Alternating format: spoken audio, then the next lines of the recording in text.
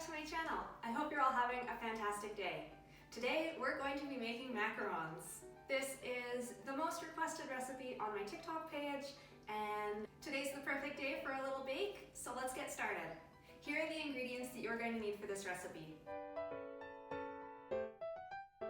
The first step to making macarons is to get our meringue ready. We're going to start by taking our room temperature egg whites and getting them into our mixer with the whisk attachment. We're going to turn it on to a medium-high speed and get those egg whites nice and whipped up. Once they have increased in volume and have gotten nice and foamy, we're going to turn the speed down just a little bit while we add our granulated sugar nice and gradually into our egg whites. Then once all of the sugar has been added in, we're going to turn the speed back up and get our meringue up to nice stiff peaks. Let's get started.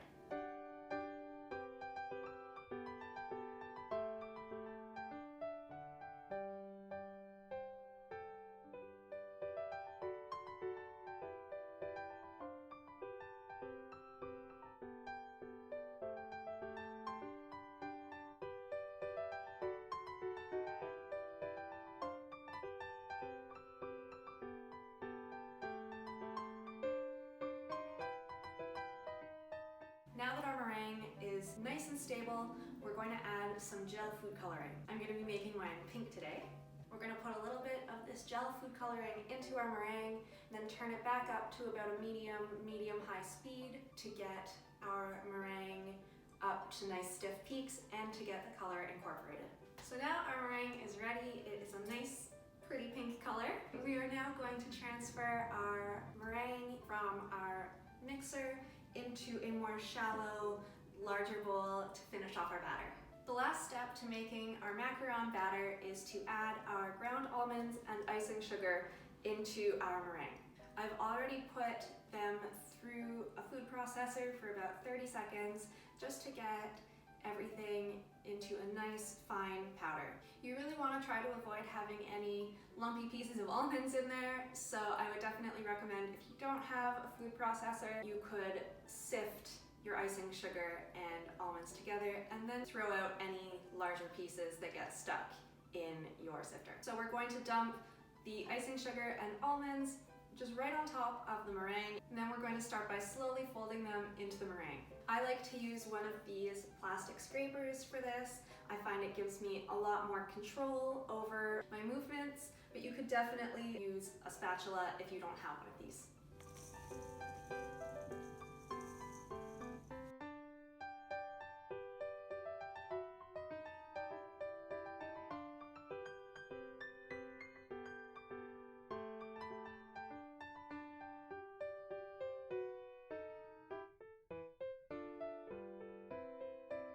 So now that we have folded the almond sugar mixture into our meringue and it is starting to look like a nice homogeneous mixture, we're going to start to fold a little bit more roughly.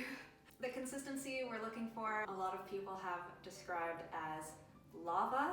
I tend to undermix my batter just a little bit because it is so easy to overmix, and then once you do, there's no going back.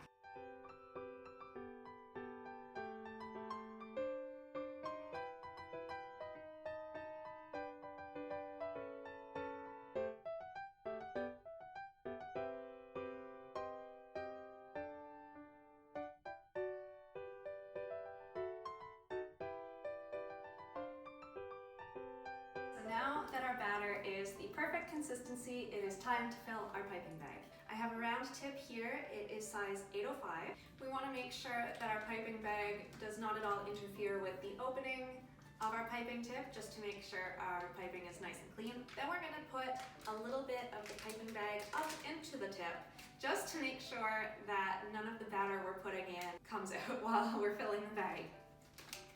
That's happened to me quite a few times.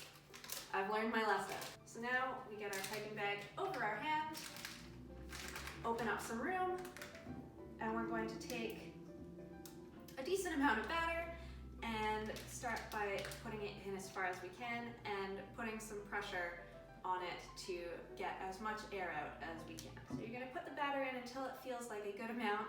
You don't want it to be overflowing. That seems about good to me. Now we're going to roll the top of the bag back up. Now we've got a nice clean border at the top. We're going to pinch it off and twist. So our batter is ready to go.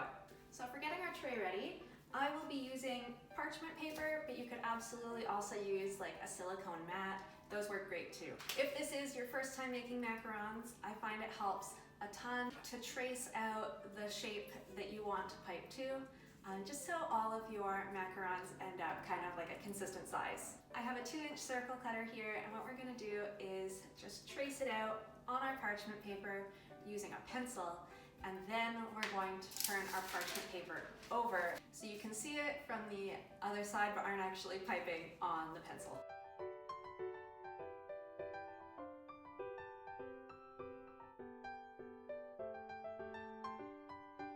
So now that our parchment paper is ready, it is time to start piping.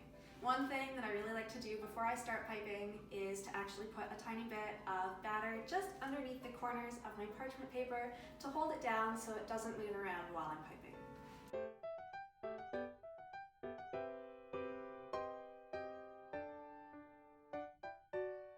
So now let's get piping.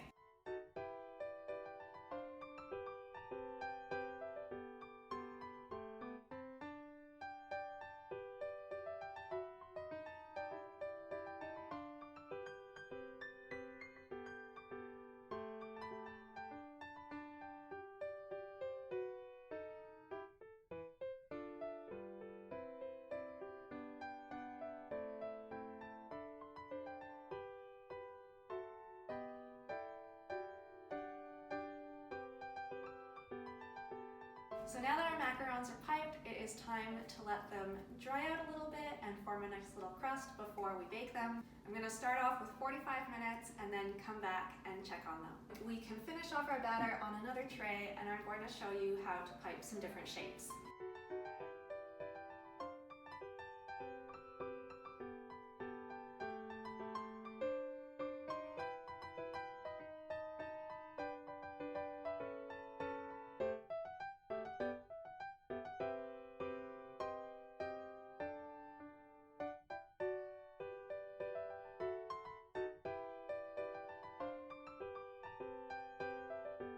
Alright, so now that our second tray is done, we're also going to leave it for 45 minutes to get a nice crust. These ones are already starting to look a little bit more matte and like they're drying out nicely.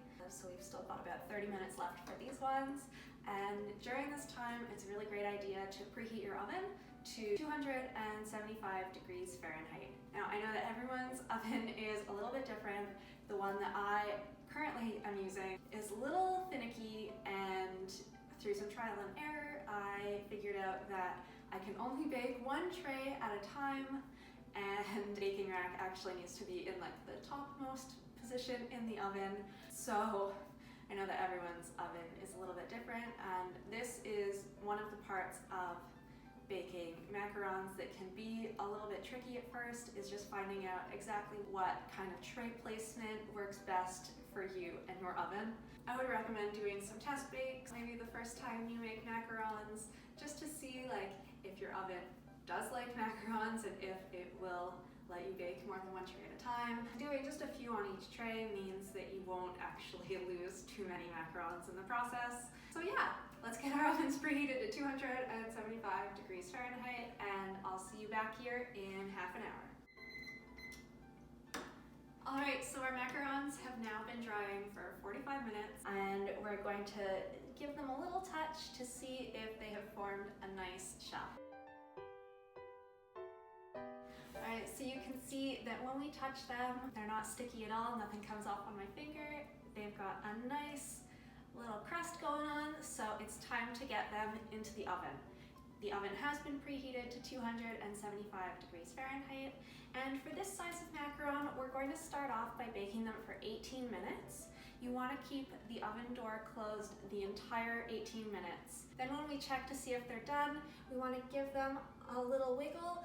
If they move at all, then we need to put them back in for a few minutes. If they don't, then you want to try peeling it off of the mat. If it starts to come off nice and clean, then they're ready to come out. All right, so let's get these little guys into the oven. Once that tray comes out, these ones will be ready to go in. Now, while they're baking, it is the perfect time to get our filling ready. I'm going to be making just a small batch of my dairy-free Swiss meringue buttercream. You can find that tutorial, probably I'm going to try to put it somewhere on the screen here. These macarons are actually going to be for a little order that I got.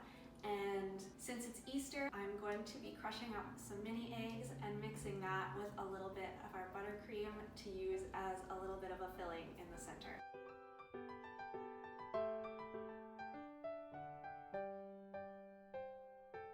All right, welcome back.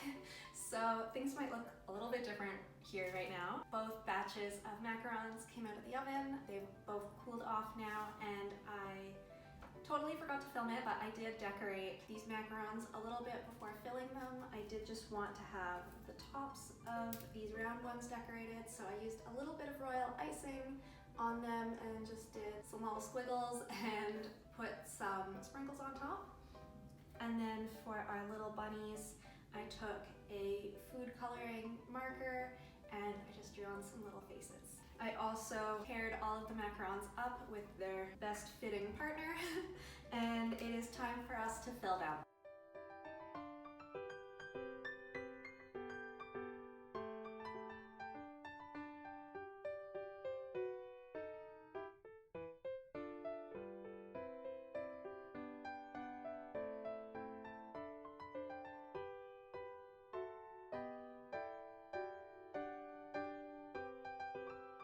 Alright, so there you have it. Some sweet little macarons for this Easter holiday. Thank you so much for joining me today. I hope you enjoyed making macarons with me.